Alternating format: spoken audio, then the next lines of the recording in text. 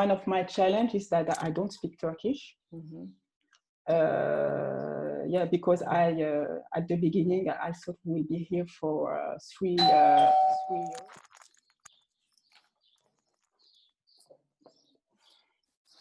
Sorry, I haven't planned this. If you've ever thought of starting your own company, then today's expat conversation is for you. I talked to my friend Daffa, who not only started the company of her dreams, but she did it while living in a foreign country. I'm Cecile. Welcome to my channel From Canada to Adana, and this is episode 4 of Expat Conversations. Enjoy. So welcome, Daffa. It's so nice to have you here. Thank you, Cecile. I'm happy to be here with you. Yeah, virtually. It's our new normal. Yeah, so Daffa, exactly. tell our viewers, please, where are you from? Where are you now? Okay, so now I am in Paris for 1 week. I'm here for the holidays, for the summer holidays. I am at my mother's home, but I live in Istanbul. I have lived in Istanbul for almost 5 years now. We were supposed to be in Istanbul for 3 years, so we stay 2 more years, and we will stay 2 more years. Okay. So I'm very happy about it. Yeah. So 7 years, that's a long posting in one place. Yeah. All right. Yeah. At least 2 more years. But Okay. since wow. change, yeah. Okay. But I'm very happy. I love it. Yeah, it's an amazing city. So where do you consider your home? Yeah, it's a not complicated question, but my home is in Istanbul because I live there with my husband, my kids, and our life is there for the moment. But Paris is my hometown. So when I'm back in Paris, it's always I'm happy to be back. It's like oh yes, I'm happy to be here because it's my home. Yeah. So I have 2 homes. Okay. Well, you're lucky. The 2 cities are just a short flight away from each other. Yeah, exactly. Yeah. So do you consider yourself an expat? Yes, because I have an expat status. Mm-hmm. So I'm in Istanbul as an expat, but I'm consider myself as I live in Istanbul. I'm passing through in Istanbul, so I take the positive things about Istanbul and I like it. Yes. Yeah, good. And have you lived in other cities? Like before Istanbul, did you have a different posting in any other country or city? No, not as an expat, but yes, before I studied in Canada for 4 years, a long time ago. Okay. In which city? Yeah. I didn't know that. In Montreal. Yeah, okay. In Montreal. Okay, I didn't know that. I feel like that's a conversation we should have had watching our kids on a Saturday morning playing football. I'm surprised that never came up. Yes. I lived in Istanbul for 4 years. I studied in 2 universities in Montreal. Mm-hmm, mm-hmm. But it was a long time ago. And also I worked in Dakar, in Senegal, for 4 years, but it was also a long time ago. Yeah. Okay. Good. So you guys came from Paris to Istanbul. Yes, exactly. All right. Good. So what intrigues me a lot about you and what I wanted to talk about today is your company, Kelen. Tell me about it. Okay, so when I arrived in Istanbul 5 years ago, I wanted to do something for myself. I wanted to work because when I was in Paris, I have always worked, and I worked for almost 10 years in the field of development. through organizations, through association and non-governmental organization toward African countries.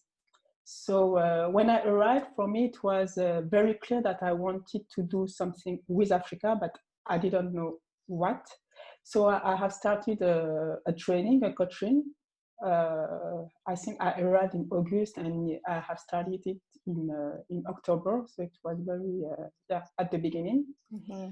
And with the idea to do something with Africa. I didn't know why. But what was clear for me is that I wanted to get Africa out of this cliche and stereotypes. I wanted to show that Africa is very dynamic, very positive, and that there is a lot of creativity. And also, I'm convinced that with through art and creation, you can create exchanges and some discussion. So for me, it was a good idea to talk about Africa through art and creation. And I think that it creates bridges between culture and people. Yeah. This is how this is how I have started. That's beautiful. It's like an ambassadorship almost. Do you feel like an ambassador of African art and culture? Yeah, as an ambassador, and really it's like art and creation, and my showcases is really it's like an excuse. I don't know if I can say like this to talk about Africa. Yeah.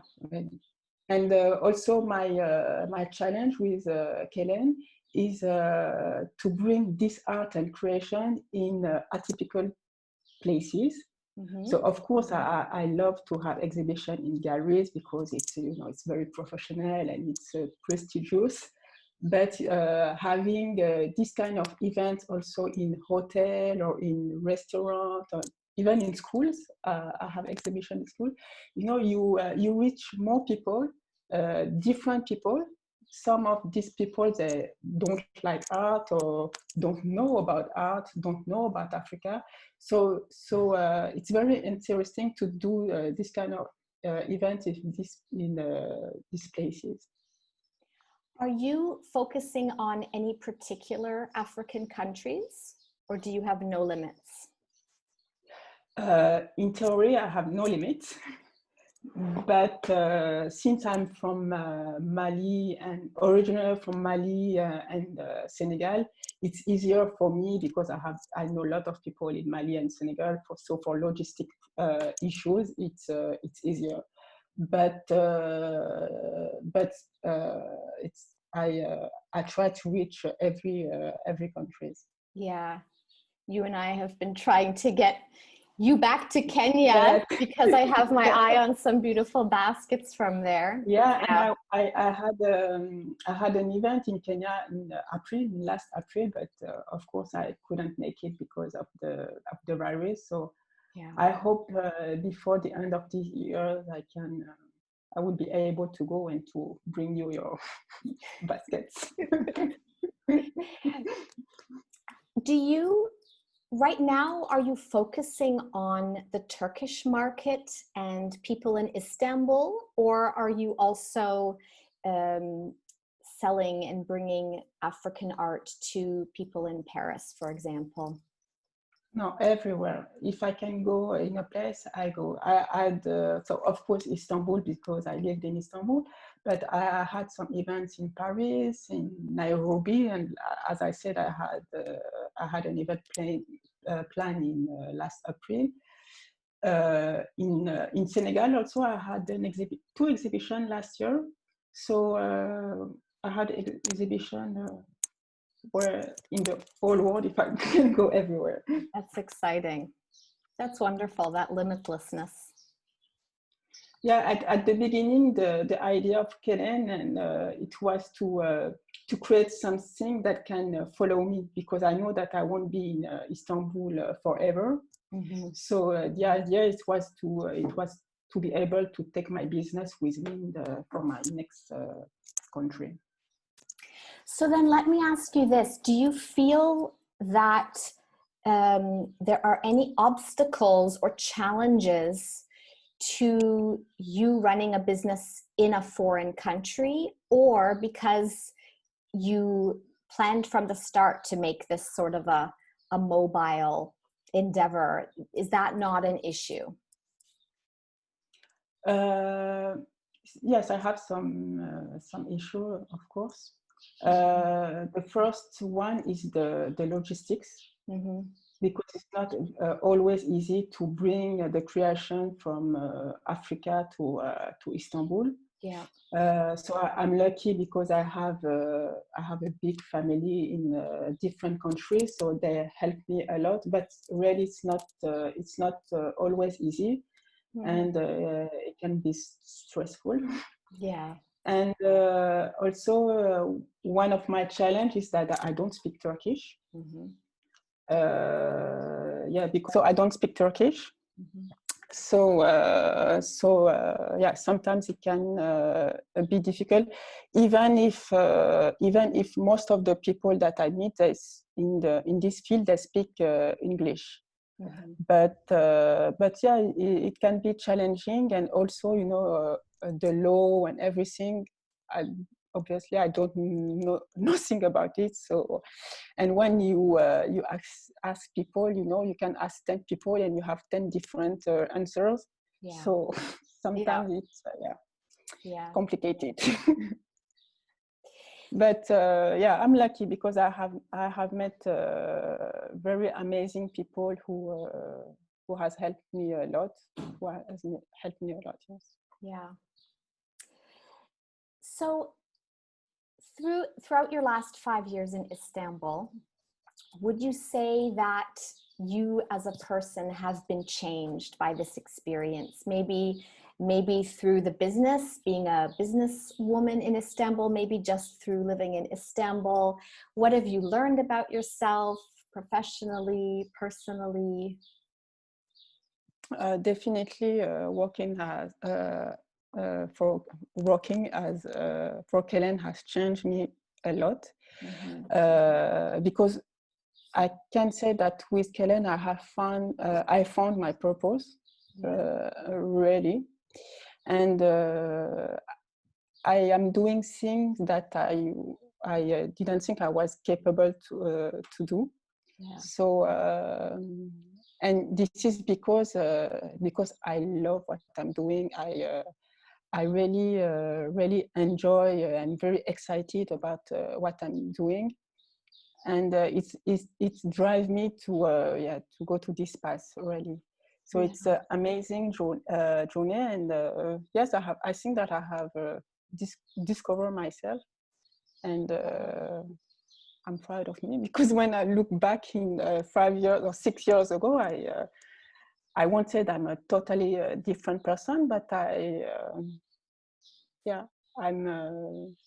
know myself better, and I know that I'm capable of doing things.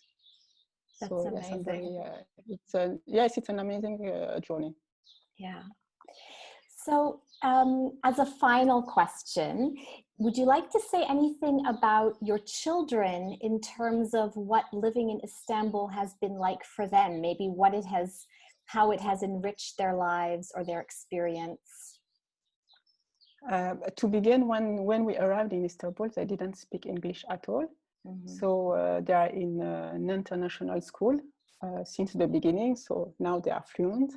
Yeah. And so I'm very happy for this. Yeah. And they make fun of me, of my accent now when I speak in English. And for them, I think really it's a chance to be in Istanbul and to be in an international environment. I think they're very, very lucky. Yeah. Well, and they know they have lived more years now in Istanbul than in Paris. Yeah. So for them, really, Istanbul is their home. Me, I had some questions, but for them, really, Istanbul is their home. Do they have French passports? Yeah, because Yeah. they were born here in Paris. I heard So, someone say the other day that when you feel less at home and have spent less time in the country that is your passport, that's when you know you're a true expat. So I guess that's really true for your kids. yeah, exactly. Yeah. It's been 3 years now, almost 3 years since we left Istanbul and moved south to Adana. Yeah. Time flies. Mm-hmm. But my middle son still remembers your kids and talks about them and misses them. They miss Istanbul a lot. Yeah, Nabil talk about Onur too. Yeah. Daffa, where can people find you? Do you have a website? I know you're on social media. Yeah, I have a website. So this is kelen.com. Okay. I am on Instagram, on Facebook, and LinkedIn. So they can find me easily. All right. I will link all those details in the description below this video. Thank you. Daffa, thank you so much. It's been great to catch up with you and see you. It's been a long time. And yes, thank you very much. Enjoy the rest of your holiday at home in Paris. And yeah, good. Thank you very much. Bye. Bye. So if you liked my conversation with Daffa, please give it the thumbs up and subscribe to my channel to be sure to not miss any of my other upcoming expat conversations. Until next time, bye.